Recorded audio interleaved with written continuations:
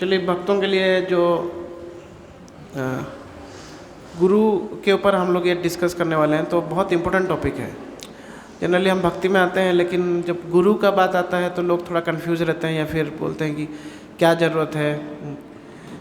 तो इस तरह का डाउट रहता है, भक्तों के बीच में भी डाउट रहता है। तो उस चीज़ को आज हम लोग क्लियर करेंगे आज के क्लास में। हरे कृष्णा। तो उस चीज़ को क्लियर करना है, तो इम्पोर्टेंट टॉपिक है काफ़ी। तो मैं थोड़ा वेट कर रहा हूँ और भक्त लोग आएंगे तो फिर हम शुरू करेंगे। आप में से कितने लोग थे जो हमारा जो ओपनिंग सेरेमनी था उसमें सेवा के लिए आए थे? कुछ लोगों को तो मैं देखा हूँ सेवा के लिए जो आए थे। तो आप लोगों का एक्सपीरियंस जो है हम लोग क्लास के बाद सुनेंगे। तो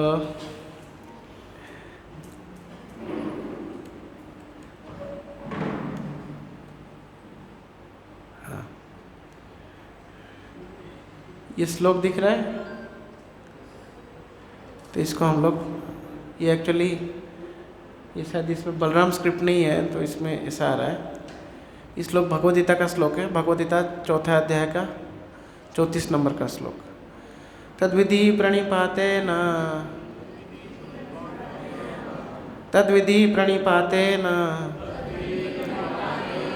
परिप्रश्नेन सेवया उपदक्षन्ते ते ज्ञानम्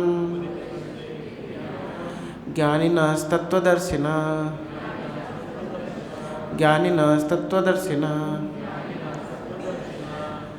तो इसमें बताया गया है कि ज्ञान को कैसे प्राप्त किया जाना चाहिए। तो ज्ञान को प्राप्त करने के लिए हमको एक जो ज्ञानी व्यक्ति है, जो तत्वदर्शी है, उसके पास जाना है। तो उसके पास जाना है और उससे कैसे ज्ञान प्राप्त करना है, तो इसमें लिखा है कि 3 चीज़ें हमको करना है। तद्विधि प्रणिपातेन परिप्रश्नेन सेवया। तो उनके पास जाना है, उनको प्रणिपात यानी कि उनको सरेंडर होना है, उनके आश्रय में जाना है। और क्या करना है? परिप्रश्नेन मतलब उनको प्रश्न पूछना है। प्रश्न पूछना, कौन सा प्रश्न पूछना है? तो हमारी आध्यात्मिक चेतना कैसे हमारी चेतना में कैसे वृद्धि हो, हम आध्यात्मिक जीवन को कैसे समझ पाएँ और आध्यात्मिक जीवन में कैसे आगे बढ़ें, वो प्रश्न पूछना है। जॉब कैसे मिलेगा, जॉब नहीं मिल रहा है, आपका कोई पहचान नहीं, क्या है वो प्रश्न नहीं। तबीयत खराब है, ठीक कैसे होगा, तो वो प्रश्न नहीं। कैसे हमारा अल्टीमेट बेनिफिट हो, वो प्रश्न पूछना चाहिए। क्योंकि भौतिक जो दुनिया है उसमें जो कष्ट है वो आता जाता रहता है। तो गुरु के पास जाना चाहिए, कैसे हम ये भौतिक कष्ट से परे जा सकें, उसके लिए गुरु के पास जाना चाहिए। और उनको फिर सेवा करना चाहिए। पहले उनके पास जाना है, उनके शरण में जाना है, प्रणिपात यानी कि उनके शरण में जाना, फिर उनकी सेवा करना और उनको प्रश्न पूछना है। ये 3 तरीके से हमको जो है गुरु से ज्ञान प्राप्त होगा। लेकिन इससे पहले गुरु की क्या ज़रूरत है? हमारे मन में बहुत बार डाउट होता है कि गुरु की क्या ज़रूरत है। क्योंकि हम जो है जीवात्मा का जो नेचर है, वो नेचर क्या है? हमको स्वतंत्र है। अरे गुरु के हम अपने में सब कुछ है, हमको सब आता है। गुरु के पास जाने से क्या करना पड़ेगा? आपको शरण में जाना पड़ेगा, उनको सरेंडर करना पड़ेगा। तो स्पेशली कलयुग में ये किसी का इंटरेस्ट नहीं है। क्यों हम किसी के शरण में जाएं? किसका क्यों सुने हम? क्योंकि ये भौतिक जो प्रलोभन है ऐसे बताता है कि सब खुद तुम कर सकते हो, कर लो दुनिया मुट्ठी में, इस तरह से हमारा सोच है। तो इसलिए गुरु के शरण में जाने के लिए बोला जाता है, तो हम बोलते हैं क्या ज़रूरत है। इसलिए बहुत सारा जो फेमस मूवीज़ भी एक ओ माय गॉड मूवी आया था तो बहुत फेमस हो गया। क्यों? क्योंकि ये बताया गया है कि कोई गुरु की ज़रूरत नहीं है, कोई गुरु की ज़रूरत नहीं है। हम अपने से ही आध्यात्मिकता को प्राप्त कर सकते हैं, हम अपने से आध्यात्मिक जीवन को समझ सकते हैं। तो ये बढ़िया है, क्योंकि लोगों को भी यही चाहिए और मूवी ने जो है कुछ एक लॉजिकल रीजनिंग दिया कि भाई हाँ, अपने तर्क एक दिया कि देखो ये जो ढोंगी हैं, बाबा लोग ढोंगी हैं, हाँ, उनको कुछ आता नहीं है। तो ये बता के उन्होंने प्रमाणित किया कि देखो गुरु गुरु की ज़रूरत नहीं है, आप जो है अपने से ही भगवान को प्राप्त कर सकते हो। लेकिन वास्तव में ऐसा बता के खुद ही गुरु बन गए वो खुद ही एक तरह से गुरु बन गए ना, कि भगवान गुरु की ज़रूरत नहीं है बता के खुद ही वो गुरु का पोजीशन ले लिए। तो इस तरह से जो पहला प्रश्न है कि हम क्यों गुरु, क्योंकि लोगों को किसी के शरण में जाने का कोई इंटरेस्ट नहीं है। हमारा मन जो बोलता है हम वही करेंगे। हम इतने सारे ग्रंथ हैं, हम खुद से पढ़ सकते हैं, गुरु की क्या ज़रूरत है। तो देखिए, तो इसलिए पहला जो टॉपिक है आज का, absolute necessity of a spiritual master, कि गुरु का क्या ज़रूरत है।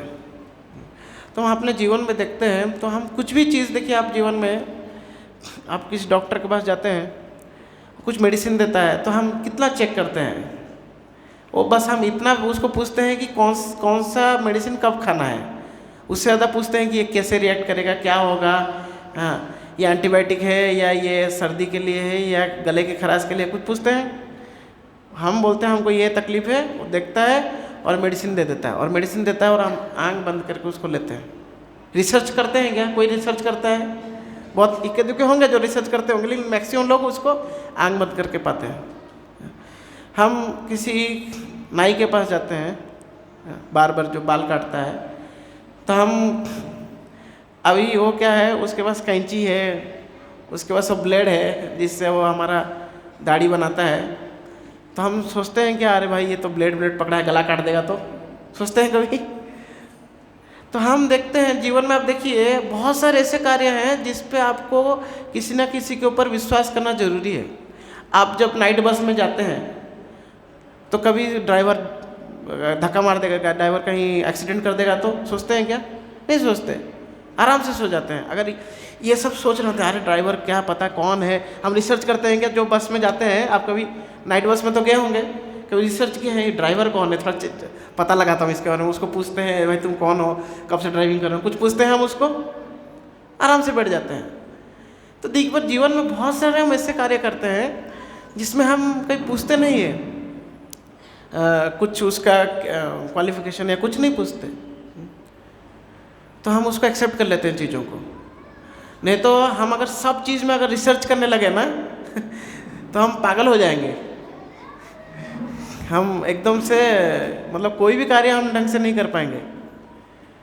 तो इसीलिए देखिए हमको किसी ना किसी के ऊपर निर्भर होना, किसी ना किसी के ऊपर जो है आश्रित होना, मतलब ये स्वाभाविक है, नहीं तो हमारा जीवन नहीं चलेगा। हम किसी ना किसी के ऊपर डिपेंडेंट है कोई भी कार्य के लिए। हमें कोई सब्जी देता है, हम चेक नहीं करते भाई कुछ उसमें जहर तो नहीं मिला दिया। कोई होटल में जाते हैं, खाते हैं, चेक करते हैं कि भाई क्या सही में सही दिया है या जहर मिला दिया, नहीं चेक करते। तो वैसे ही जब हम ऐसे देखेंगे तो हर चीज़ के लिए देखिए, आप इवन जो एथलीट्स होते हैं जो भागते भी हैं, उनके भी गुरु हैं, उनके भी कोई टीचर है। इवन रनिंग के लिए भी टीचर चाहिए कि तुम कैसे ज़्यादा अपने स्पीड को बढ़ा सकते हो। जैसे पीटी उषा है, तो वो एक मतलब धावक है, भागती थी, तो वो भी टीचर है, अभी सिखा रही है, उसके भी टीचर थे। तो भागने के लिए टीचर चाहिए, तो सोचिए आध्यात्मिक जीवन जो इतना कॉम्प्लेक्स है उसके लिए कोई टीचर की ज़रूरत नहीं, हम ऐसे ही समझ जाएंगे, लोग बोलते हैं। तो मूर्खता नहीं है? मूर्खता है ना ये सोचना कि हम अपने से समझ जाएंगे। हर छोटे से छोटे चीज़ के लिए एक टीचर की ज़रूरत पड़ती है। आप कुकिंग सीखते हैं तो एक टीचर की ज़रूरत है। भले ही कोई अगर हम यूट्यूब से देख लेते हैं, उसमें भी हम डायरेक्ट यूट्यूब से देख के बनाइए, गलतियाँ करेंगे, लेकिन अगर आपके साथ आपकी मम्मी या कोई होंगे तो छोटे छोटे हमारे गलतियों को सुधारेंगे वो। तो हर जीवन में हर चीज़ के लिए एक टीचर की ज़रूरत है। और हम आध्यात्मिक जब पार्ट आता है तो नहीं, उसके क्या ज़रूरत है, गुरु की क्या ज़रूरत है, हम खुद से पढ़ लेंगे, हम खुद से सीख लेंगे। ये मूर्खता है वास्तव में। तो अब प्रश्न उठता है कि प्रॉब्लम क्या है फिर गुरु, प्रॉब्लम क्या है। तो लोगों को एक प्रॉब्लम आता है कि ठीक है प्रभु जी, हम गुरु तो स्वीकार कर लेंगे, लेकिन प्रॉब्लम ये हमारा दूसरा ये जो टॉपिक है इसमें आता है कि अगर गुरु फेक निकला तो क्या होगा? गुरु अगर फेक मतलब क्या है? ढोंगी निकला तो। बहुत बार लोग क्या होते हैं, उनको सही में आध्यात्मिक जीवन में रुचि रहती है, लेकिन क्या होता है कि किसी गुरु के पास जाते हैं, बाद में पता चलता है कि ढोंगी है, तो उनका क्या हो जाता है, आध्यात्मिक जीवन से इंटरेस्ट चला जाता है। या फिर क्या होता है कि वो लोग ये सोचते हैं ठीक है हम आध्यात्मिक जीवन तो अपनाएंगे, हम भगवत गीता पढ़ेंगे, सब करेंगे, लेकिन गुरु नहीं अपनाएंगे, लेकिन गुरु गड़बड़ है।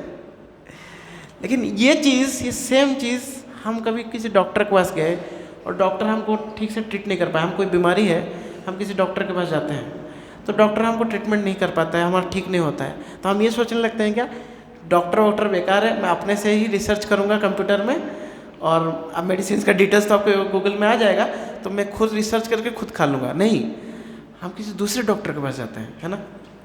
अगर हमको सही में हम दिमाग वाले हैं और सही में हमको अपना बीमारी ठीक करने का इच्छा है, तो हम क्या करेंगे, ये डॉक्टर से नहीं हो रहा है तो हम दूसरे डॉक्टर के पास जाएंगे। ये नहीं कि भाई ये डॉक्टर से नहीं हो रहा है, दुनिया में किसी डॉक्टर से नहीं होगा।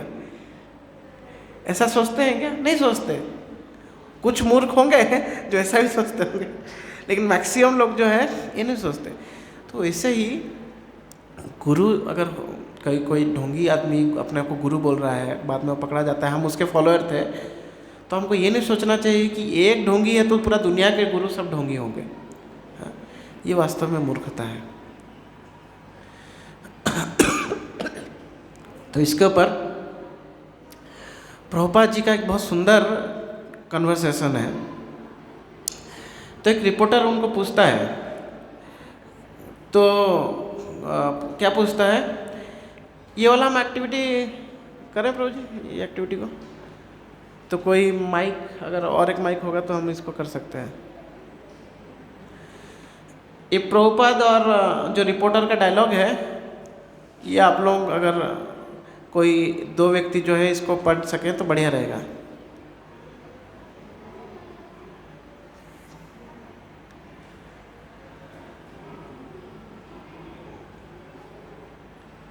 दो लोग आपस में कन्वर्सेशन कर सकते हैं।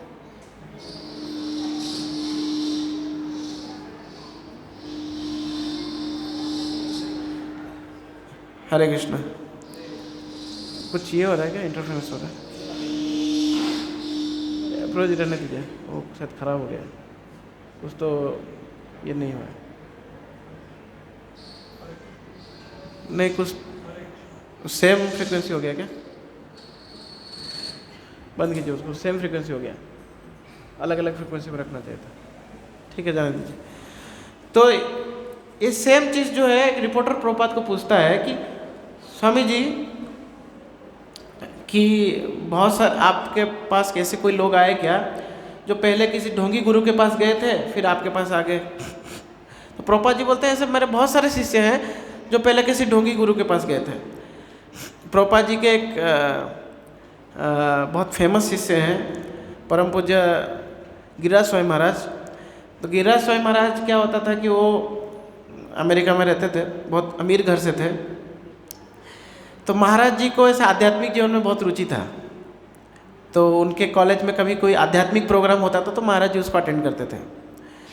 और महाराज जी बोलते थे कि बहुत सारे गुरु ऐसे आए और मैं उनका प्रोग्राम अटेंड करता था, लेकिन मुझे लगता था कि कुछ तो कमी है, कुछ तो गड़बड़ है।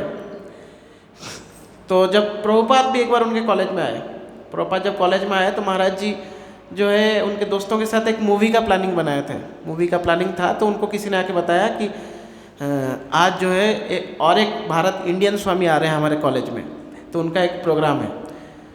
तो महाराज जी बोलते हैं कि महाराज जी को इच्छा होता है कि मैं जाके अटेंड करूं। तो उनके दोस्त लोग बोलते हैं कि अरे इतने सारे तुम गुरुओं के क्लास अटेंड कर लिए, तुम मैक्सिमम ढोंगी थे, तो तुम इनको क्यों और अटेंड करना चाहते हो? तो महाराज बोलते हैं कि आखिरी गुरु होगा जिसका मैं क्लास अटेंड करूँगा, अगर ये जमेंगे नहीं तो मैं और किसी का भी क्लास अटेंड नहीं करने वाला, किसी और कोई गुरु का अटेंड नहीं करने वाला मैं। तुम लोग मतलब और कोई गुरु नहीं चाहिए मुझे। तो महाराज जी बोल रहे थे कि प्रभुपाद 24वें जो संत थे जो जिनका प्रोग्राम वो अटेंड किए थे। और महाराज बोलते हैं कि प्रभुपाद का जब मैं क्लास अटेंड करने के बाद मुझे और किसी गुरु के पास जाने की ज़रूरत ही नहीं पड़ी, क्योंकि मुझे मतलब क्लियर हो गया कि एक जेन्युइन गुरु है। तो इस तरह से बहुत सारे प्रभुपाद जी के शिष्य जो इससे पहले बहुत सारे और गुरुओं के पास गए लेकिन बाद में प्रभुपाद के पास आ गए। तो प्रभुपाद इसलिए बोलते हैं, यस देयर आर मेनी, कि बहुत सारे ऐसे मेरे शिष्य थे जो पहले गुरु किसी दूसरे गुरु के पास गए लेकिन वो ढोंगी थे तो मेरे पास आए।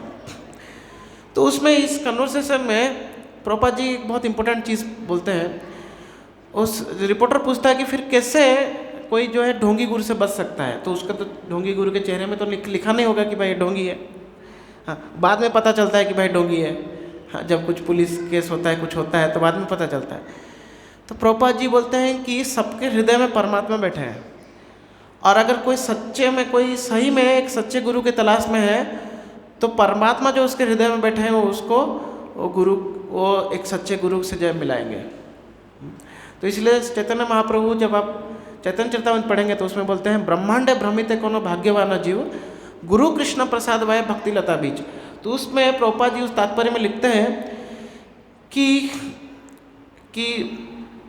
एक जो सही में जो आध्यात्मिक जीवन की जिसको इच्छा है तो कृष्ण जो है उसको गुरु से मिलाते हैं। प्रभुपाद जी आप वो तात्पर्य पढ़ेंगे तो उसमें प्रभुपाद जी बोलते हैं कि कृष्ण उनको गुरु से मिलाते हैं और फिर गुरु जो है उनको कृष्ण के शरण में लेके जाते हैं। तो हमारा क्या इंटरेस्ट है?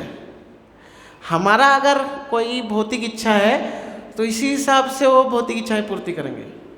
मैं आपको एक घटना बताता हूँ। मेरे सीनियर भक्त हैं, तो प्रभु जी एक बार मेरे साथ शेयर कर रहे थे, तो बोल रहे थे कि वो एक बार बैंगलोर गए थे किसी काम से, तो वहाँ पे एक फेमस गुरु रहते हैं। तो प्रभु जी फ्लाइट में जा रहे थे तो उनके साथ और एक व्यक्ति था। तो वो देखा कि प्रभु जी लाल कपड़ा पहने हुए हैं, तो उनसे बात करने लगा कि आप किसी आध्यात्मिक संस्था से जुड़े हुए हैं क्या? तो प्रभु जी बोले कि मैं इस्कॉन से हूँ। तो ऐसे बातचीत कर रहे थे। तो वो व्यक्ति जो था वो गुरु का फॉलोअर था। तो वो प्रभु जी को बोलता है कि आप इन गुरु के बारे में जानते हैं? तो प्रभु जी बोलते हैं नाम सुना है, इतना नहीं जानता। बोलते हैं बहुत पहुँचे हुए व्यक्ति हैं। तो वो व्यक्ति अपना कहानी सुनाता है ये प्रभु जी को। तो बोलता है कि एक बार मैं ऐसा मेरा बिजनेस ट्रिप में बेंगलोर आया था। तो बेंगलोर आया था तो क्या होता है कि इनका एक प्रोग्राम था, तो मेरा काम ख़त्म हो गया था। तो मेरे एक दोस्त ने मुझे वो प्रोग्राम में लेके गया था। तो मैं वो प्रोग्राम में उनका गया था, तो मुझे कुछ डाउट्स थे। तो मैं डाउट्स को ऐसा पेपर में लिख के उनको प्रश्न पूछ रहा था। मतलब माइक में नहीं बोल रहा था, लिख के दिया था। तो उनका जब वो व्यक्ति का जब डाउट आया तो जो गुरु थे वो व्यक्ति की तरफ ही देख के वो आंसर दे रहे थे।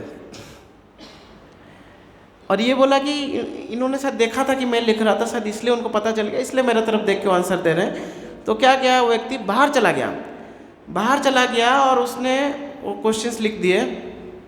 क्वेश्चंस लिख के फिर उसको उनके किसी जो वहाँ पे सेवक थे उनको पकड़ाया। तो सेवक ने जाके फिर वो गुरु को दिया। फिर ये प्रभु जी बाहर से अंदर आके बैठ गए। फिर से जब उसने आंसर दिया वही प्रभु जी को देख के ही आंसर दिया। तो ये प्रभु जी जो है एकदम से, ये जो प्रभु जी ये जो व्यक्ति है ये एकदम से चौंक गया कि इनको कैसे पता चला कि मैं ही ये सवाल पूछ रहा हूँ। तो उसको बहुत आश्चर्य हुआ एक तरह से कि इनको कैसे पता चला। तब क्या होता है ना, वो व्यक्ति फिर उसका काम ख़त्म हो जाता है। तो बेंगलोर से वापस वो शायद दिल्ली में रहता था, तो दिल्ली जाने वाला होता है। तो गुरु उसको बुलाते हैं, बोलते हैं कि जाने से पहले मुझे मिलो। तो ये लेकिन मिलता नहीं है क्योंकि इसको टाइम नहीं रहता है, तो मिलता नहीं है। जाने वाला होता है तभी इसका बहुत बीमार पड़ जाता है। ये फ़्लाइट पकड़ने के लिए कार में जा रहा था, अचानक से इतना बीमार पड़ जाता है कि फ़्लाइट ही नहीं पकड़ पाता, उसका फ़्लाइट मिस हो जाता है और 3 दिन और एक्स्ट्रा बेंगलोर में रहता है। और उसके बाद जब वो फ्लाइट का टिकट करता है तो वो गुरु उसके बाजू में बैठे थे फ्लाइट में, और बाजू में बैठे थे। तो बोलते हैं इसका जो भी नाम था, इसको बोलते हैं कि अरे मैं तुमको बुलाया था, तुम आया नहीं मुझे मिलने के लिए। तो आश्चर्य हो जाते, बाप रे तो और बोले कि इसलिए मैंने तुमको इधर रोक दिया, मैं तुमसे मिलना चाहता था। और ये बहुत अमीर बिजनेसमैन था। तो बोलते हैं कि तुम मेरा काम करो, मैं तुम्हारा काम करूँगा। तुम्हारे जो भौतिक प्रॉब्लम्स हैं, तुम्हारे जो बिजनेस रिलेटेड प्रॉब्लम्स हैं, मैं उसको ठीक कर दूंगा, और तुम जो भी मुझे डोनेशन देना है दे देना। तो लोगों के पास सिद्धियां हैं, लेकिन वो सिद्धियों को कैसे इस्तेमाल कर रहे हैं? लोगों के भौतिक प्रॉब्लम्स को ठीक करने के लिए। तो आजकल के जो गुरु हैं वो यही है, और लोग उनके भी सबसे ज़्यादा फॉलोअर्स हैं जो लोगों के भौतिक प्रॉब्लम्स को जो है ठीक करते हैं। तो लोगों का भी यही इच्छा है कि मेरा जो प्रॉब्लम्स, मेरा बिजनेस 10 गुना हो जाए, हाँ, मुझे नौकरी मिल जाए। तो उनको ऐसे ही गुरु मिलेंगे जो उनको उस तरह के प्रॉब्लम सॉल्व करेंगे। इवन वो सिद्धि वाले गुरु भी आजकल घट गए हैं। आपको तो एकदम पूरा ढोंगी ही मिलेंगे जो आपका सिर्फ पैसा खाएंगे और कुछ नहीं करेंगे। ये सिद्धि वाले भी बहुत कम हैं। तो हमारे हृदय में जैसा है, हमारा हृदय जैसा है, वैसे ही हमको गुरु मिलेगा। इसलिए वो परम पूज्य भक्ति चारू महाराज बोलते हैं, ढोंगी गुरु ढोंगी चला, नरक द्वारा ठेलम ठेला। तो आप ढोंगी हैं, आपको ढोंगी गुरु ही मिलेगा। आपका जैसा इच्छा है वैसा ही गुरु मिलेगा। भगवान बोलते हैं ना, ये था हम प्रपद्यन्ते ताम तथैव भजामि हम। जो जिस प्रकार से मेरे पास आएगा मैं उस प्रकार से उसको दर्शन दूंगा। तो ढोंगी गुरु के रूप में अगर मेरे को मांगेगा तो मैं ढोंगी गुरु प्रदान करूंगा। प्रपद भी एक और दूसरे जगह में बोलते हैं कि लोग ढोंगी गुरु चाहते हैं, इसलिए जो है ढोंगी गुरु हैं दुनिया में। तो ये पॉइंट है। तो हमने पहले देखा कि गुरु की क्या ज़रूरत है। तो हम देखते हैं कि जीवन में हर एक जगह पे हमको किसी ना किसी के ऊपर तो 100% विश्वास रखना पड़ेगा, नहीं तो हमारा कार्य नहीं हो पाएगा। तो इसलिए जब बाकी चीज़ों में हम किसी ना किसी के ऊपर विश्वास रख रहे हैं, तो आध्यात्मिक जीवन में भी हमको एक गुरु की ज़रूरत है। फिर हमने दूसरा पॉइंट देखा कि लेकिन क्या प्रॉब्लम है। प्रॉब्लम यह है कि बहुत बार क्या होता है कि हमको ढोंगी गुरु मिलता है और हम उससे हतोत्साहित हो जाते हैं। हमको लगता है कि सब गुरु बेकार है, हमको क्या करना चाहिए, कुछ गुरु के नहीं, हम आध्यात्मिक जीवन अपने से ही सीखेंगे।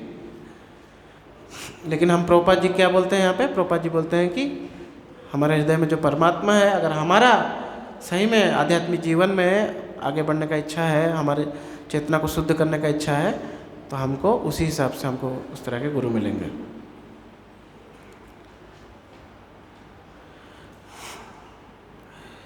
तो ये क्वेश्चन आंसर थोड़ा करते हैं, 3-4 क्वेश्चन करेंगे उसके बाद।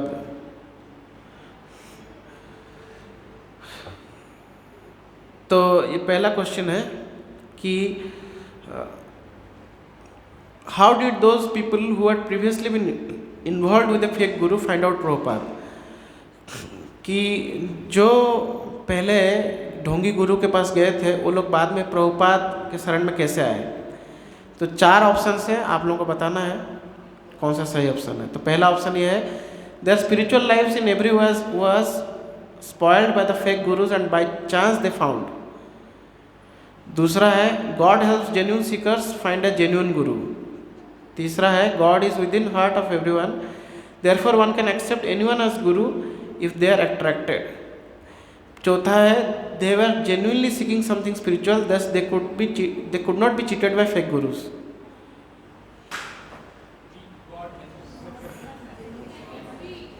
कौन सा है? बी के फेवर में कितने लोग हैं? बी को कितने लोग बोलते हैं? हाँ, तो आंसर बी और डी दोनों है, डी भी है। तो ये आप लोग जो है, ये हम कभी आपको क्वेश्चंस कुछ दे देंगे तो आप लोग बाद में इसको देख लेना। अब तीसरा, identifying the genuine and the fake. कि गुरु जो है वो सही में गुरु हैं या कोई ढोंगी है, कैसे पता चलेगा? तो ये हम लोग कैसे पता चलेगा कि कोई सही में ढोंगी नहीं है और या ढोंगी है या फिर कोई रियल गुरु है? तो इसमें कुछ क्वेश्चंस हैं, तो हम एक दो क्वेश्चंस हम लेंगे। तो इसमें हम बताना है कि अगर हाँ गुरु फेक है कि रियल है। तो guruji travels by plane all over the world and moves in costly cars. कि गुरु जो है वो दुनिया भर में जो है प्लेन से ट्रैवल करते हैं, प्लेन से जाते हैं और महंगे महंगे गाड़ियों में बैठते हैं। तो ये ढोंगी है कि ओरिजिनल है? हैं?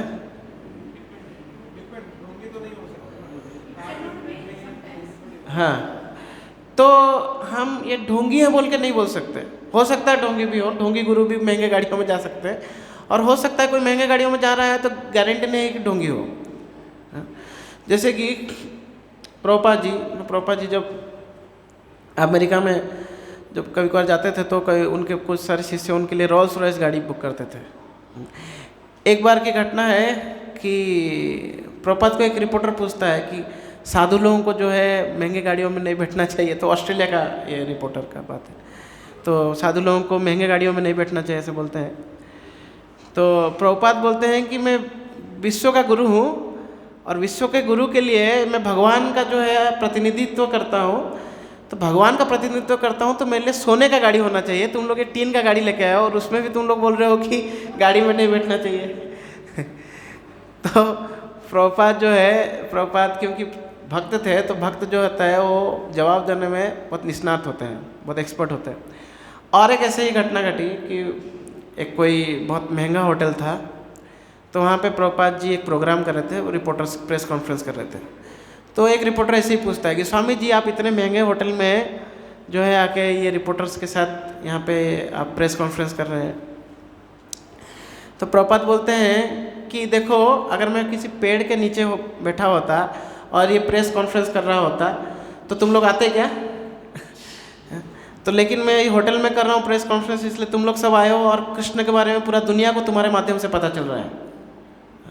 मैं पेड़ के नीचे बैठा होता तो कोई नहीं आता और किसी को भगवान के बारे में पता नहीं चलता। तो इसलिए कोई ज़रूरी नहीं है कि गुरु जो है कोई महंगे गाड़ियों में जा रहा है तो इसलिए गुरु नहीं बन सकता या फिर वो ढोंगी है, ऐसा कोई ज़रूरी नहीं है। ढोंगी भी जा सकता है।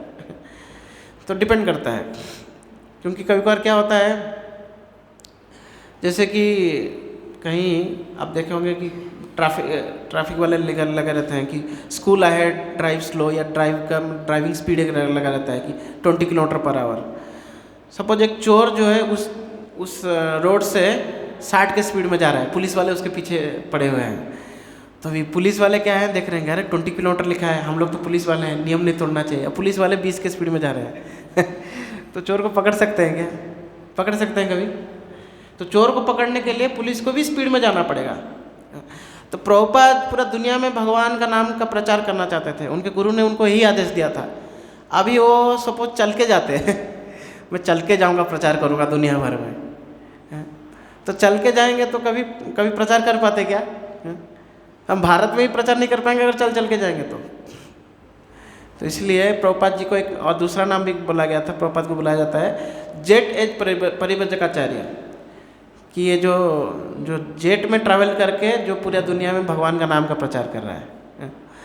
तो ये प्रभुपाद का नाम था। तो और एक क्वेश्चन ले लेते हैं। Guruji teaches that his teachings are meant to take one from material world to spiritual world. People who come to him for relief from diseases he suggest them to go to doctor. तो गुरु जो है बोल रहे हैं कि मैं जो शिक्षा दे रहा हूँ ये एक व्यक्ति को भौतिक जगत से आध्यात्मिक जगत में लेके जाएगा। और कोई बोल रहा है कि गुरुजी मुझे ये बीमारी है, कुछ बीमारी के बारे में लेके आता है, तो गुरुजी क्या बोलते हैं उसको, डॉक्टर के पास जाओ। तो ये ढोंगी गुरु है कि असली गुरु है? असली गुरु है। ठीक है, क्वेश्चंस बहुत अच्छे हैं लेकिन हम अभी डिस्कस टाइम नहीं है। तो जेन्युइन गुरु कौन है? हाँ, तो कौन है जेन्युइन गुरु? तो गुरु का कुछ गुण बताया गया है। तो सबसे पहला गुण क्या है गुरु का, कि उनके इंद्रियां जो हैं संयमित हो। तो इसके लिए हम अगर रूप गोस्वामी का बहुत सुंदर ग्रंथ है उपदेशामृत, जिसमें 11 श्लोक हैं, तो पहला श्लोक जो है रूप गोस्वामी जो बोलते हैं, क्या बोलते हैं? वाचो वेगम मनसा क्रोध वेगम जीवा वेगम उदर उपस्थ वेगम एतान वेगानी अविषयत धीरा सर्वान अपिमाम पृथ्वी से शिष्यात। कि ये 6 प्रकार के वेग हैं। 6 प्रकार के क्या हैं? वेग यानी कि दुर्गुण है, और इन दुर्गुणों को जो कंट्रोल कर सकता है वो पूरा पृथ्वी में शिष्य बना सकता है। तो सबसे पहला क्या है? वाचो वेगम, जो वो क्या बोल रहा है उसमें कंट्रोल हो, उसके वाक्यों में उसको कंट्रोल हो। दूसरा क्या है? वाचो वेगम मनसा, जिसको अपने मन पे पूरा कंट्रोल हो। मनसा क्रोध वेगम, क्रोध वेगम मतलब जो भौतिक गुस्सा नहीं करता। कई बार गुरु भी अपने शिष्य के ऊपर गुस्सा करते हैं, लेकिन किस लिए करते हैं? उसकी आध्यात्मिक उन्नति के लिए। हम किसी के ऊपर जब गुस्सा करते हैं तो उसका अगर आध्यात्मिक उन्नति हो रहा है तो गुस्सा जो है सही है, लेकिन किसी के ऊपर गुस्सा करने का अगर उसका आध्यात्मिक पतन हो रहा है तो गुस्सा जो है वो भौतिक गुस्सा है। तो प्रभुपाद भी कोई बार बहुत ज़्यादा गुस्सा होते थे, लेकिन उससे वो किस लिए गुस्सा होते थे? क्योंकि किसी व्यक्ति को उनको उसकी चेतना को जो है सुधारने के लिए गुस्सा करते थे। तो ऐसा नहीं कि भाई गुरु जो है हमेशा हंसता रहे कोई बदमाशी भी कर रहा है, कोई कुछ उल्टा सीधा हरकत कर रहा है, ठीक है, सब सही है, सब अच्छा है, तो ये भी बकवास है। ये भी जो है एक बकवास है, ढोंगी गुरु का एक लक्षण है। सब ठीक है, क्योंकि बहुत सारे गुरु होते हैं, हाँ सब अच्छा है, हाँ लड़ो, सब बढ़िया हंसते रहते हैं, तो ये ऐसे भी नौटंकी है वास्तव में। तो इस तरह से तो हम जो है हरिदास ठाकुर का कहानी आप लोग सब सुने होंगे, तो इसमें हम नहीं जाएंगे। हाँ, दूसरा क्या है? दूसरा है not interested in increasing cheap followers. कभी कभार क्या होता है कि गुरु जो है उसको बहुत सारे लोग चाहिए, बहुत सारे मेरे शिष्य हों, तो क्या है वो कभी कुछ जो है कोई गुरु कोई शिष्य कुछ भी बोलता है तो हाँ सब बढ़िया है, तुम जो मन में आया करो, बस साल में एक बार हमारा प्रोग्राम होता है, बड़ा पंडाल लगेगा, उसमें आ जाना, बाकी तुम साल भर जो करना है करो। तो देखिए बहुत बड़े बड़े अभी बहुत सारे ऐसा पंडाल लगते हैं, पूरा भीड़ जम जाता है, मतलब 10-15 हज़ार 20 हज़ार लोग आ जाते हैं, लेकिन वो लोग सब एक दिन का 2 दिन या 3 दिन का प्रोग्राम जो भी रहता है उन लोगों का, वो 3 दिन के लिए ही वो आध्यात्मिक जीवन जो है फॉलो करते हैं, बाकी साल भर जो मेरा जो कर रहा हूँ अपना जीवन सब वैसे ही। तो वैसे जब प्रभुपाद अमेरिका गए थे तो जब प्रभुपाद ने बोला कि 4 नियम पालन करो, मांसाहार मत करो, जुआ मत खेलो और नशा मत करो, और चौथा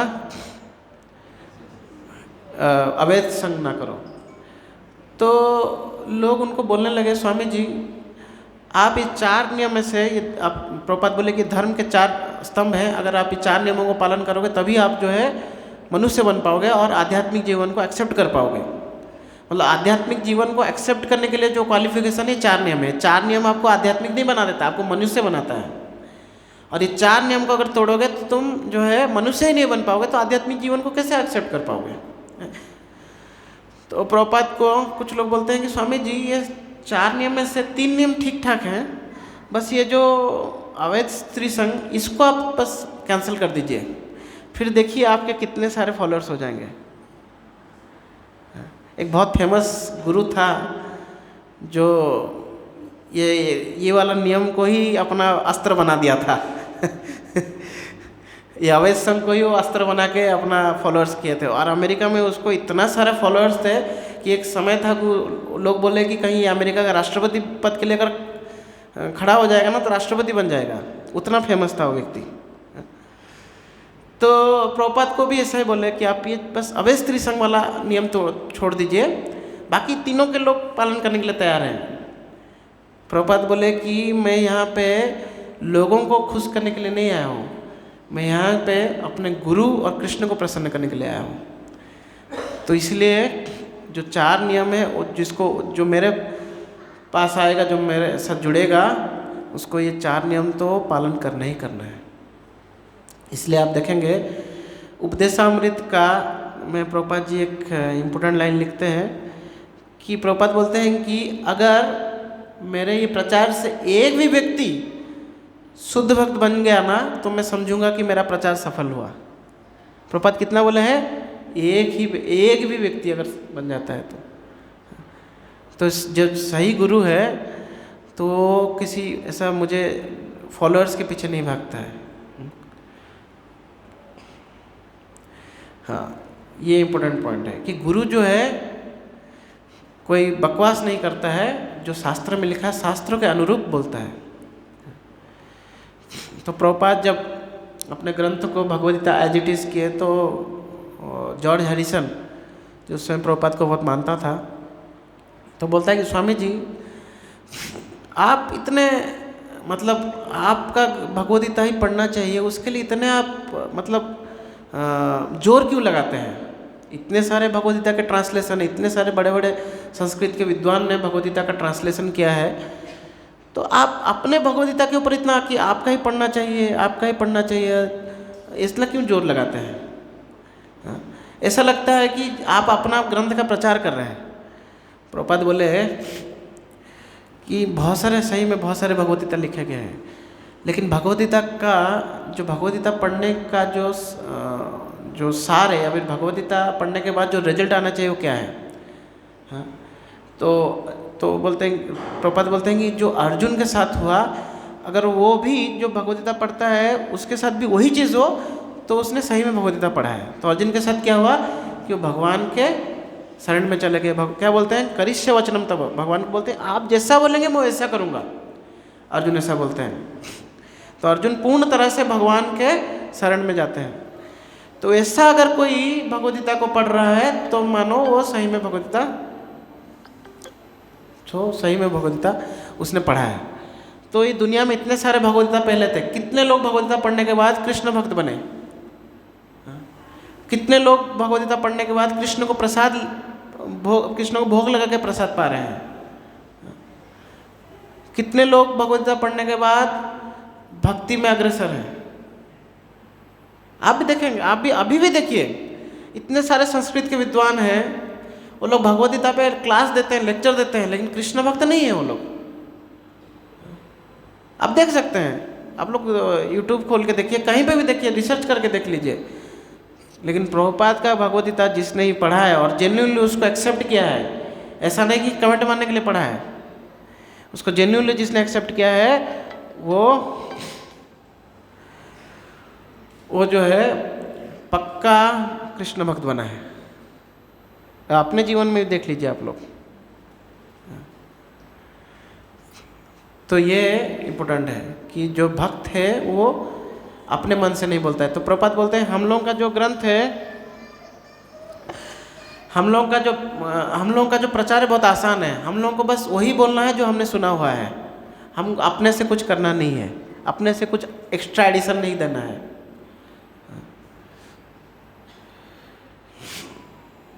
हाँ, तो ये भी एक इम्पोर्टेंट चीज़ है कि जो शुद्ध भक्त है वो कभी भी कोई भी उसको सम्मान देता है तो वो सम्मान को जो है वो गुरु और कृष्ण को फिर समर्पित कर देता है।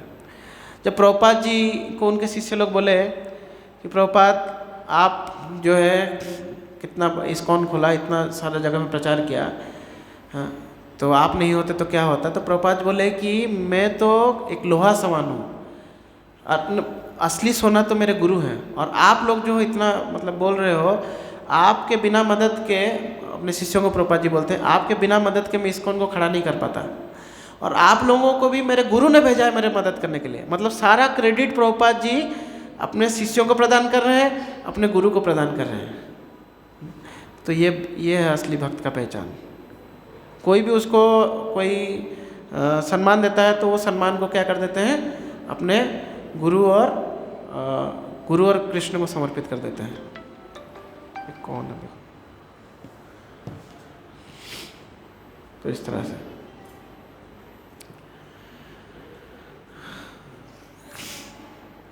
और एक गुरु का इम्पोर्टेंट गुण क्या है कि वो लोगों को कृष्ण भक्त बनने के लिए प्रेरित करते हैं कि तुम कृष्ण के भक्त बनो। तो कृष्ण भक्त बनने के लिए गुरु जो है, ये गुरु के गुण है। कैसे पहचानेंगे कि हम असली गुरु कौन है?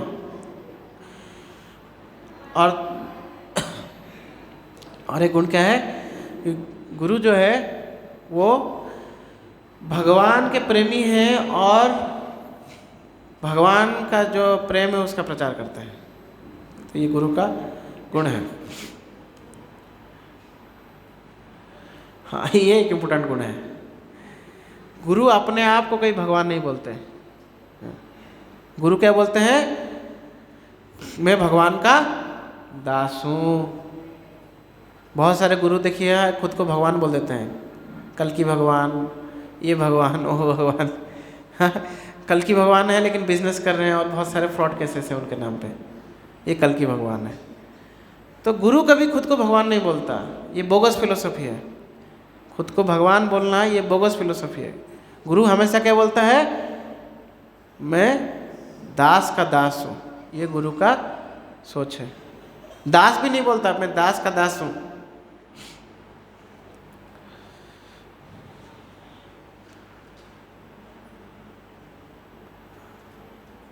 हाँ, ये भी एक गुण है गुरु का कि गुरु जो है ऐसा नहीं कि केवल ब्राह्मण व्यक्ति ही गुरु बन सकता है। महाप्रभु गुरु के लिए क्या क्वालिफिकेशन बताएं श्री चैतन्य महाप्रभु, किवा विप्र किवा नसी शूद्र के न नय, यही कृष्ण तत्ववेती सही गुरु है। जो कृष्ण तत्व को जानता है वही गुरु बन सकता है। तो ये गुरु का क्वालिफिकेशन है। तो हमने क्या क्या क्वालिफिकेशन सुना, आप लोग में से एक एक करके बोलेंगे। सबसे पहला हमने क्या सुना, सबसे पहला क्वालिफिकेशन हमने गुरु का क्या सुना, हाँ, इंद्रियों पे संयम, इंद्रिय संयमित होना चाहिए उसको, इंद्रियों पे फुल कंट्रोल होना चाहिए उसका। हाँ, ये गुण है, ये तो अभी का था। इसके पहले का क्या था? हाँ, माताएं कुछ बोलिए आप लोग।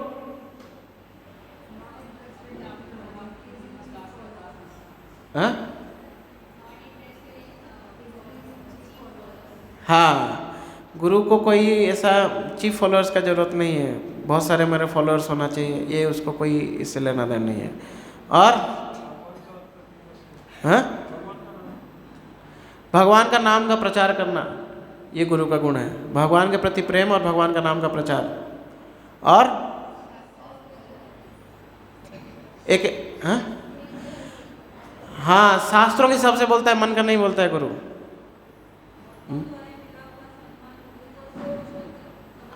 हाँ, गुरु जो है जो भी सम्मान मिलता है वो कृष्ण को समर्पित कर देता है। और लास्ट है, गुरु अपने आप को भगवान नहीं मानता है। तो ये गुण जिनमें है वो चाहे कोई भी हो, वो क्या हो सकता है, वो गुरु बन सकता है। और ये पांचवा पॉइंट बहुत इंपॉर्टेंट पॉइंट है कि गुरु जो है 4 संप्रदाय में आना चाहिए। बोला जाता है ना, परंपरा विहीन ये मंत्र ते निष्फला मता। अगर परंपरा के विहीन कोई मंत्र, परंपरा से अलग अगर कोई मंत्र है तो वो मंत्र जो है वो यूजलेस है, उसका कोई शक्ति नहीं है। हम अपने मन से कोई मंत्र नहीं बना सकते। मैं ये मंत्र बोल रहा हूँ, ये मंत्र चलेगा क्या? नहीं चलेगा। तो हो सकता है गुरुओं में एक गुरु है, उनमें ये सारे गुण हैं जो पहले हमने गुण बताए हैं, लेकिन किसी परंपरा, कोई ऑथराइज्ड परंपरा से वो बिलोंग नहीं करता है। ये 4 संप्रदाय छोड़ के अगर ये 4 संप्रदाय से अलग है वो, तो भी जो है वो एक वैष्णव गुरु नहीं कहलाएगा। समझ में आ रहा है? वो एक वैष्णव गुरु नहीं कहलाएगा अगर वो ये 4 संप्रदाय में नहीं बिलोंग करता है तो। क्योंकि अगर ये 4 संप्रदाय से बिलोंग नहीं करता है तो पूर्ण रूप से शास्त्र आधारित चीज़ नहीं बोल पाएगा। कुछ चीज़ शास्त्र से बोलेगा, कुछ चीज़ अपने मन से बोलेगा। उसके पास बाकी सारे गुण हैं, उसको खुद के नाम का कोई प्रचार का कोई मतलब इच्छा नहीं है, उसको कोई फॉलोअर्स का कोई इच्छा नहीं है, उसके इंद्रिय संयमित हैं, लेकिन फिर भी अगर वो 4 संप्रदाय से बिलोंग नहीं करता है तो हो सकता है वो शास्त्र आधारित चीज़ें ना बोलें, शास्त्र विहीन चीज़ बोल सकते हैं। जो शास्त्र, कुछ चीज़ें शास्त्रों पे आधारित होगा, कुछ चीज़ें शास्त्रों से एकदम विपरीत होगा, ऐसा हो सकता है। तो हमको देखना चाहिए कि 4 संप्रदाय से, या 4 संप्रदाय में भी बहुत सारे डिविजन्स हैं, तो 4 संप्रदाय के डिविजन्स में भी आ रहे हैं तो भी चलेगा। जैसे हम जो है ब्रह्म माध्वा गौड़ीय वैष्णव संप्रदाय में आते हैं, तो हमारा संप्रदाय भी माध्वा संप्रदाय का एक डिवीजन है। पूर्ण रूप से माधव संप्रदाय मतलब ऐसा डायरेक्टली उसी संप्रदाय का है ऐसा नहीं बोल सकते, उसी का ही एक डिवीजन है। लेकिन तो माधव संप्रदाय भी एक एग्जिस्ट करता है, और हम लोग जो है हम लोग उसी माधव संप्रदाय में एक गौड़ीय जो है एक मतलब बोलते हैं एक ब्रांच है उस संप्रदाय के। तो या तो वो पर्टिकुलर संप्रदाय का होना चाहिए या फिर उस संप्रदाय का एक ब्रांच का होना चाहिए। तो ये जो 4 मुख्य संप्रदाय हैं, ये क्या क्या हैं? एक एक करके बोलेंगे। 4 मुख्य संप्रदाय। एक पहला संप्रदाय बोलिए कोई। हाँ, श्री संप्रदाय। दूसरा रुद्र संप्रदाय। तीसरा श्री रुद्र। तीसरा ब्रह्म संप्रदाय। चौथा कुमार संप्रदाय। तो 4 संप्रदाय हैं। हम लोग बिलोंग करते हैं ब्रह्म संप्रदाय से, ठीक है। माध्वाचार्य जो है उसके कलयुग के आचार्य हैं, तो इसलिए ब्रह्म माध्वा संप्रदाय बुलाया जाता है। और उसी संप्रदाय में हम भी चैतन्य महाप्रभु के फॉलोअर हैं, तो हम लोग गौड़ीय हैं। ब्रह्म माध्व गौड़ीय वैष्णव संप्रदाय। तो जो गुरु है ये 4 संप्रदाय में से किसी एक संप्रदाय में आना चाहिए। तो क्लियर हो गया, ठीक है।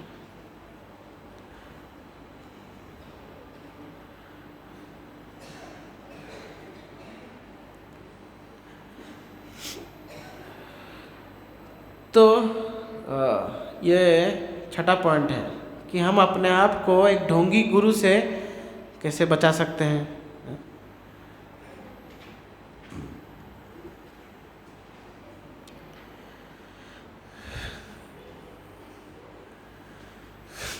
तो ढोंगी गुरु से कैसे बचा सकते हैं? अगर हम लोगों को गुरु का गुण पता होगा कि भाई असली गुरु जो है उसका गुण क्या है, तभी हम अपने आप को एक ढोंगी गुरु से बचा सकते हैं।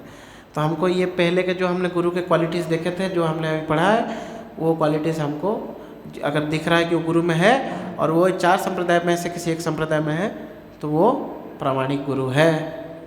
ऐसा जरूरी नहीं है कि खाली इस्कॉन संस्था में तो इस्कॉन के ही है, ऐसा जरूरी नहीं है। लेकिन सबसे पहले तो उसको ये जो शास्त्र के जो क्वालिटीज़ बताया गया है, ये सारे क्वालिटीज़ आने चाहिए उसके अंदर। और दूसरा, वो किसी प्रामाणिक संप्रदाय से होना चाहिए, तो वो जो है वो जेन्युइन गुरु है। तो एक 7वां पॉइंट है, गुरु का ही क्वालिटी है ये। Genuine guru is a postal peon of the spiritual lord, as the supreme lord. कि जो सही में जो गुरु है वो भगवान का, क्या बोलते हैं, भगवान का जो संदेश है, जैसे एक पियोन है, जो भी उसको बोला गया है उसको एज इट इज़ फॉलो करता है, एज इट इज़ उसको जाके दे देता है। तो वैसे ही गुरु जो है वो भी भगवान ने जो बोला है उसको एज इट इज़ जो है उसको अपने जो फॉलोअर्स है उसको प्रेजेंट करता है। हाँ, ये आखिरी है शायद, ये हम आखिरी पॉइंट फॉलो करेंगे। कौन जो है गुरु के पास नहीं जाना चाहिए, किसको गुरु के पास जाना चाहिए, और गुरु को कैसे गुरु को अप्रोच करना चाहिए। तो देखिए, आज के समय में बहुत बार क्या होता है कि अभी जैसे भारत में हिंदू ये लहर चल रहा है, तो सब लोग लगता है कि गुरु होना चाहिए।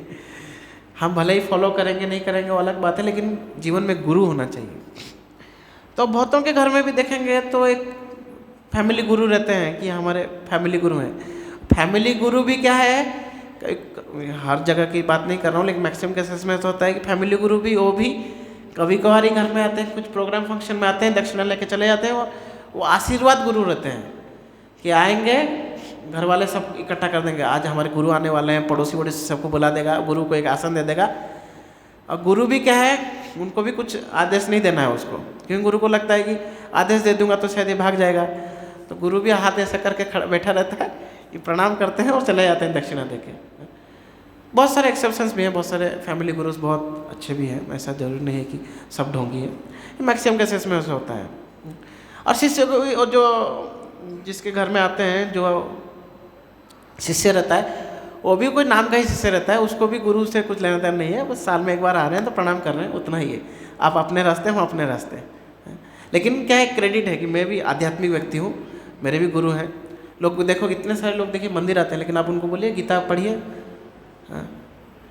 कुछ नियम एक्सेप्ट कीजिए जीवन में, नहीं, नियम एक्सेप्ट नहीं करेंगे। लोग आ रहे हैं क्योंकि मोदी जी आए थे, हाँ, रील्स बनाना है, मैक्सिमम ऐसे थॉट है। भगवान को दर्शन करके मैं कुछ आध्यात्मिक जीवन में भगवान को दर्शन करूँगा, कुछ सीखूंगा आके मंदिर में, ये थॉट नहीं है। ये देखिए, भीड़ बहुत दिन में कम हो जाएगा। मोदी जी आए थे तो हम आ रहे हैं, यही बस थॉट है। देखिए जाके पूछिए लोगों को, उसमें कोई इंटरेस्ट नहीं है आध्यात्मिक, जस्ट। तो ऐसे ही गुरु भी एक मतलब क्या है, एक अपना ये है कि देखो मैं भी आध्यात्मिक हूँ, मेरे भी कोई गुरु है। तो इस तरह के लोग, या फिर कोई कुछ भौतिक इच्छा करता है, तो उनको वो एक्चुअली उनको किसी सही गुरु के पास नहीं जाना चाहिए। तो गुरु किसको चाहिए? जो वास्तव में आध्यात्मिक जीवन में सीरियस है, तो उनको ही गुरु के पास जाना चाहिए या गुरु एक्सेप्ट करना चाहिए। जो सही में सीरियस है कि मुझे जो है कुछ जो है अपने आध्यात्मिक मतलब जो चेतना है उसको शुद्ध करना है, या फिर मेरे भौतिक चेतना को घटाना है, या फिर इस भौतिक जीवन से परे जाना है, तो उनको ही एक गुरु एक्सेप्ट करना चाहिए। और हाउ शुड एन अप्रोच ए गुरु? तो देखिए, हम जब कोई भी साधु किसी के घर में जाता है ना, तो लोग उसको रेस्पेक्ट करते हैं। स्पेशली कॉमन जो भारतीय व्यक्ति है, एकदम मॉडर्न है तो अलग बात है, मॉडर्न व्यक्ति भी कोई साधु आता है तो प्रणाम कर ही लेता है। तो जनरली लोग अपने कोई भक्त, कोई गुरु को देखते हैं, प्रणाम करते हैं, ये करते हैं। लेकिन कैसे अप्रोच करना चाहिए, तो हमने जो पहले सुना था, तद्विधि प्रणिपात है ना, परिप्रश्न न सेवया। तो प्रणिपात सब कर लेते हैं, प्रणाम तो सब करते हैं, सेवा भी कर लेते हैं, जो परिप्रश्न है वो नहीं करते। तो आप देखिएगा कि जब चित्रकेतु महाराज चित्रकेतु, आप लोग नाम सुने होंगे, भागवतम में आता है उनकी कथा। तो उनके गुरु थे अंगिरा मुनि। जब अंगिरा मुनि उनसे, जब चित्रकेतु महाराज का कोई संतान नहीं रहता है तो बड़ा दुखी रहते हैं, तो अंगिरा मुनि जब आते हैं तो बड़ा आडंबर के साथ उनका स्वागत करते हैं, उनको बिठाते हैं, अपने आसन पे बिठा देते हैं, प्रणाम करते हैं। लेकिन अंगिरा मुनि से कुछ सुनने का इनका इच्छा नहीं था। उनका क्या इच्छा था कि मेरा जो प्रॉब्लम्स है ना उसको वो सॉल्व करें। तो लोगों का है कि मैं जो प्रॉब्लम्स है उसको मेरे गुरु सॉल्व करना चाहिए, ये लोगों का इच्छा रहता है, और इसीलिए वो गुरु के पास आते हैं, और कोई उनका ये नहीं रहता है। तो हम लेकिन गुरु के पास अप्रोच क्यों करना चाहिए कि मैं जो है मेरा जो चेतना का शुद्धिकरण हो। इसलिए जब चित्रकेतु महाराज का जो कहानी है, तो आप लोग अगर जानते नहीं होंगे तो क्या होता है कि चित्रकेतु महाराज अंगिरा मुनि को बोलते हैं कि मेरा कोई संतान नहीं। तो अंगिरा मुनि बोलते हैं कि आपके भाग्य में कोई संतान लिखा नहीं है। तो बोलते हैं लेकिन मुझे संतान चाहिए। तो बोलते हैं ठीक है, तुम्हारे भाग्य में लिखा नहीं है, ठीक है, तुम इतना रो रहे हो तो मैं तुमको एक बच्चा संतान हो सकता है, तुमको हो जाएगा, लेकिन उसका नाम होगा हर्ष शोक, क्योंकि तुमको हर्ष और शोक दोनों प्रदान करेगा व्यक्ति, वो बच्चा जो है। तो चित्रकेतु महाराज को एक बेटा होता है, वो क्या होता है, कुछ दिनों में उसकी मृत्यु हो जाती है। उसकी जो बाकी सौतेली माँ हैं उसको जहर पिला देते हैं, और जहर पिलाने के बाद वो जब मर जाता है, जो चित्रकेतु महाराज एकदम से पागल हो जाते हैं। तो क्या होता है कि फिर से जो है अंगिरा मुनि और नारद मुनि दोनों एक साथ आते हैं और चित्रकेतु महाराज को समझाने लगते हैं। तब जब समझाने लगते हैं तो चित्रकेतु महाराज तब समझ जाते हैं, तब फिर वो क्या है, फिर शुद्ध भक्त बन जाते हैं, और भगवान संकर्षण का स्मरण करते हुए अपना घर सब छोड़ देते हैं और जाके उनके संकर्षण का गुणगान करने लगते हैं।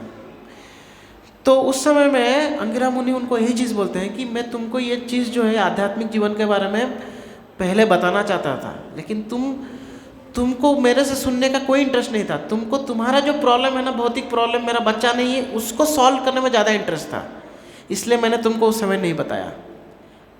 लेकिन अगर तुम उस समय अगर उस समय तुम सुन रहे होते तो आज तुमको ये सब दिन नहीं देखना पड़ता। एक बच्चा हुआ, फिर बच्चा मर गया, ये सब चीज़ें तुमको नहीं देखना पड़ता। लेकिन क्योंकि तुम उस समय सुनने के मूड में नहीं थे, इसलिए मैंने तुमको कोई चीज़ नहीं बताया। तो ये गुरु के पास कैसे अप्रोच करना चाहिए, कैसे हमारे आध्यात्मिक उन्नति हो, ना कि भौतिक उन्नति। भौतिक उन्नति के लिए बहुत सारे भौतिक गाइड्स हैं, बहुत सारे टीचर्स हैं, बहुत सारे अलग अलग लोग हैं, तो आप उनको अप्रोच कीजिए। आध्यात्मिक उन्नति के लिए, जब आपको आध्यात्मिक उन्नति करने का इच्छा हो तभी गुरु को एक्सेप्ट करना चाहिए। ठीक है, शायद ये आखिरी था ना। ओके, हाँ, लास्ट और एक टॉपिक है, गुरु साधु शास्त्र। तो ये तीन जो है, इस तीनों को सहायता से हम अपने आध्यात्मिक जीवन में आगे बढ़ सकते हैं। तो तीन चीज़ क्या है? गुरु, साधु और शास्त्र। तो गुरु जो है जेन्युइन है, हमको कैसे पता चलेगा? गुरु जो है ढोंगी नहीं, कैसे पता चलेगा? शास्त्र से। क्योंकि मैं गुरु के जितने सारे गुण बताया वो कहाँ पे लिखा गया है?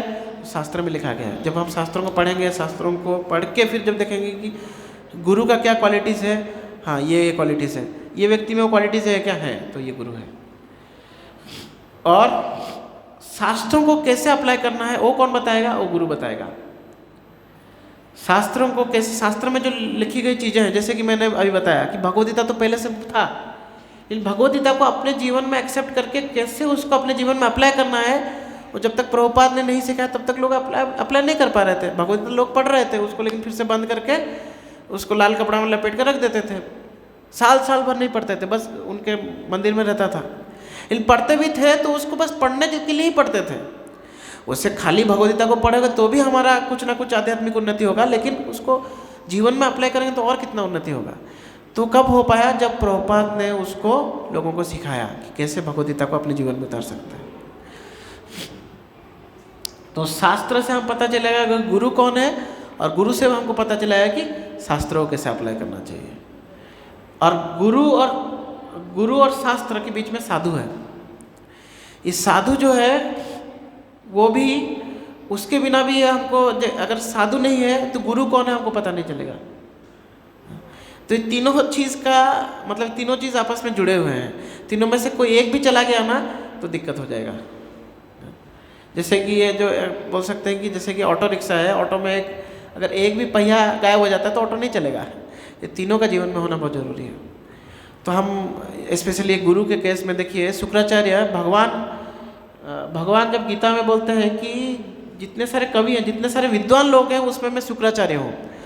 और ये शुक्राचार्य बलि महाराज के गुरु थे। लेकिन जब शुक्राचार्य बलि महाराज को बोलते हैं कि देख, तुम ये वामन देव को जो है प्रतिज्ञा मत दो कि वामन देव जो है विष्णु है, तुम्हारा सब कुछ छीन लेंगे, तो बलि महाराज जो है तब क्या करते हैं? शुक्राचार्य को साइड कर देते हैं। क्योंकि गुरु जो है उस शास्त्रों के खिलाफ बोल रहे थे। शास्त्र क्या बोलता है? धर्मम तो साक्षात भगवत प्रणीतम, भगवान जो बोल रहे हैं वही धर्म है। और यहाँ पे शुक्राचार्य क्या बोल रहे हैं कि भगवान की बात को मत मानो। तब बलि महाराज क्या करते हैं? शास्त्र का सुनते हैं, और शुक्राचार्य उनके जो गुरु हैं उनको साइड कर देते हैं। तो तीनों का होना बहुत जरूरी है। अगर तीनों में से कोई एक मिसिंग है, जैसे कि अभी के समय में शास्त्र और साधु मिसिंग है, तो क्या हो रहा है? लोग किसी को भी गुरु मान रहे हैं, किसी को भी गुरु मान रहे हैं। लोग शास्त्र पढ़ते नहीं है, साधुओं का दर्शन नहीं होता है। साधु तो कुंभ में कभी कभार आ जाते हैं बाकी तो कभी दर्शन होता नहीं है। तो लोगों का असली साधु कौन है मालूम ही नहीं पड़ता। तो फिर गुरु किसी को भी गुरु माना लेते हैं। तो ये तीनों का होना बहुत जरूरी है। तो हम लोग स्टार्टिंग में क्या पता लगा? पहले सबसे पहला चीज़ हम लोग जो डिस्कस किया कि जीवन में, आध्यात्मिक जीवन में गुरु का होना क्यों जरूरी है। दूसरा चीज़ हमने क्या डिस्कस किया कि अगर किसी के जीवन में कोई ढोंगी गुरु आता है तो ढोंगी गुरु से कैसे बच सकता है, या फिर उसे कैसे हतोत्साहित नहीं होना चाहिए, और क्यों हतोत्साहित नहीं होना चाहिए। क्योंकि अगर सही में उसको आध्यात्मिक जीवन में इंटरेस्ट है तो उसके अंदर के जो परमात्मा है उसको एक सही गुरु के पास लेके जाएंगे। तीसरा चीज़ हमने क्या डिस्कशन किया कि एक सही गुरु के गुण क्या होते हैं। और चौथा चीज़ हमने क्या डिस्कशन किया कि कौन जो है गुरु के पास जाना चाहिए, कौन गुरु के पास नहीं जाना चाहिए, और गुरु के पास जाने के बाद गुरु के साथ कैसे वार्तालाप करना चाहिए, या फिर गुरु के साथ इंटरेक्शन कैसे करना चाहिए। और आखिरी चीज़ क्या हमने सुना? तो हमने गुरु, साधु, शास्त्र, उसका जो महत्व सुना। हरे कृष्ण। कोई प्रश्न है आप लोगों का तो पूछ सकते हैं। कोई प्रश्न है? यस प्रभु जी।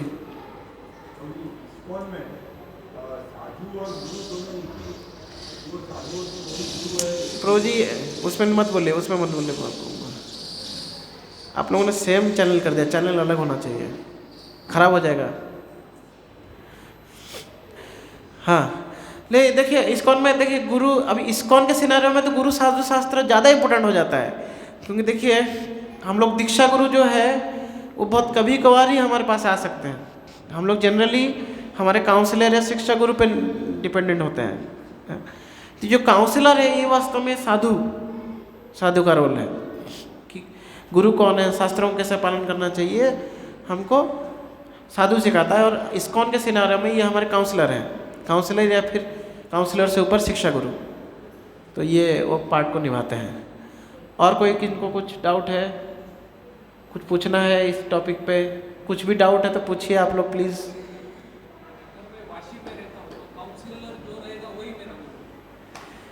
काउंसलर जो है गुरु नहीं है, लेकिन काउंसलर एक गुरु को मतलब एक बोल सकते हैं कि गुरु के प्रतिनिधित्व कर रहे हैं कई बार, क्योंकि काउंसलर जो होता है वो शुद्ध भक्त नहीं होते हैं, तो काउंसलर से ही बहुत सारी गलतियाँ होती हैं। तो काउंसलर से गलतियाँ होती है, तो अगर काउंसलर को हम गुरु मान लिए और उसकी गलतियों को देखने लगे तो क्या हो जाएगा, एक तो हमसे अपराध हो जाएगा कि हम वैष्णव के प्रति अपराध कर रहे हैं, दूसरा क्या हो जाएगा, हमारा फेथ, हमारा जो श्रद्धा है वो कम हो जाएगा। समझ रहे हैं? तो काउंसलर को एक साधु समझ सकते हैं आप, या फिर काउंसलर जो है हमारे सीनियर है, हमारे बड़े भाई हैं, उस नज़र से उनको देखना चाहिए। गुरु के नज़र से काउंसलर को नहीं देखना चाहिए।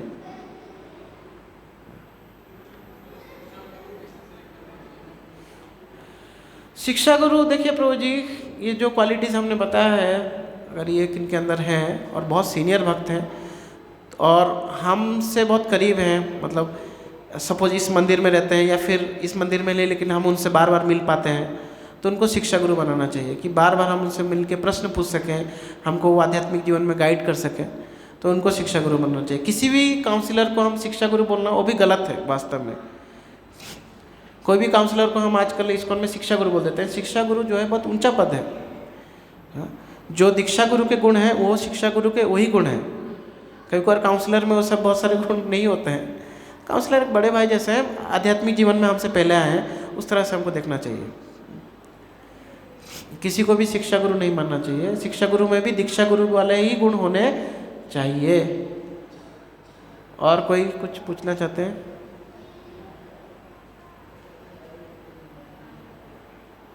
कोई कुछ और डाउट्स? कुछ लोगों को समझ में आया कि यार topic out of coverage area चला गया? शिक्षा गुरु अनेक हो सकते हैं, दीक्षा गुरु एक ही हो सकते हैं। दीक्षा गुरु अनेक नहीं हो सकते। शिक्षा हम अनेक लोगों से ले सकते हैं, लेकिन दीक्षा एक ही व्यक्ति से लेना चाहिए। और अनेक मतलब हम भी ऐसा नहीं होना चाहिए कि इस्कॉन में अभी इतने सारे लीडर्स हैं तो हम सबका भी लेक्चर सुनने लगे, सबका सब कुछ सुनने लगे, तो भी हो सकता है हम भ्रम में गिर सकते हैं, हो सकता है हम कंफ्यूज हो सकते हैं।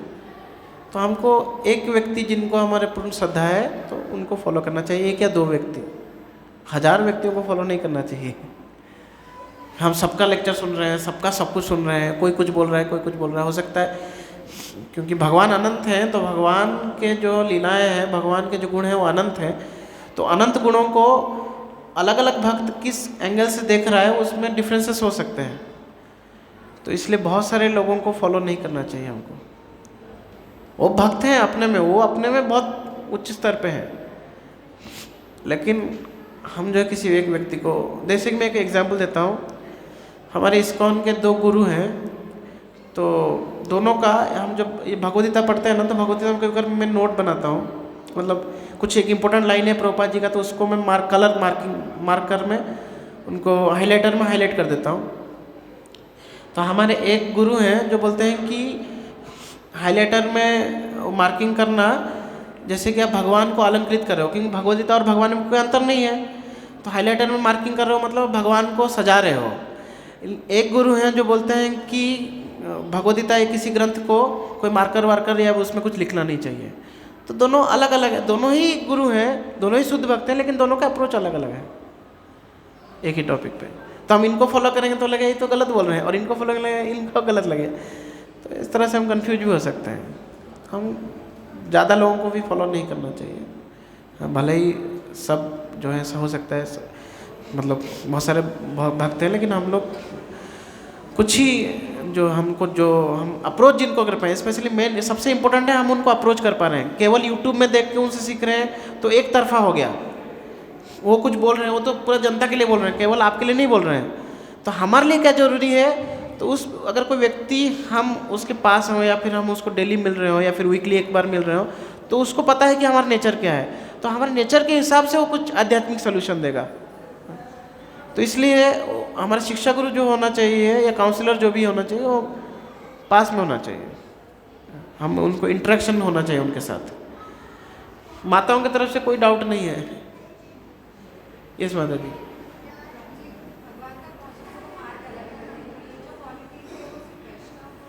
हाँ, ये वैष्णव गुरु का ही डिस्कशन है, ये अद्वैत फिलोसफी का डिस्कशन, क्योंकि अद्वैत फिलोसफी को तो हम मानते ही नहीं, हम एक्सेप्ट नहीं करते, तो वो गुरुओं का डिस्कशन है ही नहीं इसमें।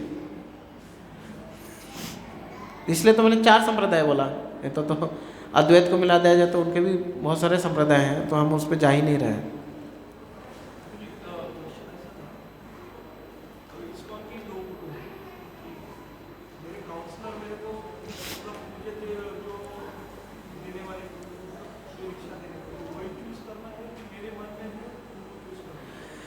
देखिए, गुरु को चूज करने से पहले सबसे पहले तो हमारे लिए जो भी प्रमाणित गुरु हैं उनको तो अभी उनकी वही क्वालिटीज है कि नहीं उसको चेक करने की ज़रूरत नहीं है। हमको चेक करना चाहिए कि हम कितना उनको अप्रोच कर पा रहे हैं, वो ज़्यादा इम्पोर्टेंट है। हमारे मन में अभी कोई गुरु हैं जो अमेरिका में ही रहते हैं, इंडिया में साल में एक बार कार्तिक में आते हैं, वो भी वृंदावन में आते हैं, हमारे मंदिर में आते ही नहीं है, हम उनको गुरु बनाने का इच्छा है, तो क्या मतलब, उसका कुछ फ़ायदा है क्या? हम कोई कुछ इंपॉर्टेंट हमारे जीवन में कुछ इंपॉर्टेंट क्वेश्चन होगा तो हम उनको पूछ ही नहीं पाएंगे, हम उनके पास जा ही नहीं पाएंगे, हम उनकी सेवा ही नहीं कर पाएंगे, तो उसका कोई मतलब ही नहीं है ना। तो अप्रोचेबल होना चाहिए, ज़्यादा इम्पोर्टेंट है। और कोई कुछ प्रश्न है? बोले माता जी, कुछ है क्या?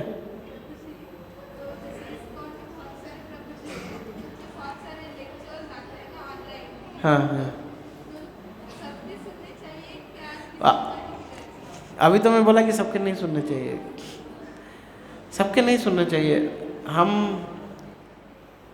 किसी एक तो 2-3 लोगों को लाइक करते हैं तो 1-2 लोगों का सुन सकते हैं, 2 लोगों का ऐसा, या फिर कोई व्यक्ति किसी पर्टिकुलर फील्ड में उनका होल्ड है, जैसे कि किसी का चैतन्य चरितामृत में होल्ड है, किसी का भागवतम में होल्ड है, या किसी का वैष्णव सॉन्ग्स में होल्ड है, तो हम उनका भी ऐसे बना सकते हैं लिस्ट कि भाई ये इनका सुनूंगा, ये सुन रहा है तो इनका सुनूंगा। जैसे कि परम पूज्य राधा गोविंद महाराज, तो वो कथा बहुत सुंदर करते हैं महाराज जी, तो हमको कोई लीला सुनना है तो सुन सकते हैं महाराज जी का ऐसा। लेकिन सबसे इम्पोर्टेंट है, हमको प्रभुपाद जी का लेक्चर सुनना जरूरी है। प्रभुपाद जी के इंग्लिश में लेक्चर्स हैं, हिंदी में भी थोड़े बहुत है, इंग्लिश में ज़्यादा सिस्टमेटिक है, तो प्रभुपाद जी का लेक्चर सुनना चाहिए। दूसरा, हम जिससे दीक्षा लेना चाहते हैं उनके लेक्चर्स सुनना चाहिए। इन दोनों का तो सुनना ही सुनना है, बाकी सबका आप सुनो ना सुनो चलेगा, इन दोनों का सुनना बहुत इम्पोर्टेंट है। तो और बाकी जो ये क्लास के लिए एकदम से नया है तो उनके लिए इम्पोर्टेंट है कि ये समझ लेना कि आध्यात्मिक जीवन में अगर आगे बढ़ना है तो जीवन में गुरु एक्सेप्ट करना बहुत ही ज़्यादा जरूरी है। बिना गुरु के आध्यात्मिक जीवन में चलना ये अभी के समय में तो असंभव है, असंभव ही है, क्योंकि गुरु नहीं है तो हम मन का सुनेंगे, मन का सुनेंगे तो मन के हिसाब से चलेंगे। ठीक है, और कोई कुछ?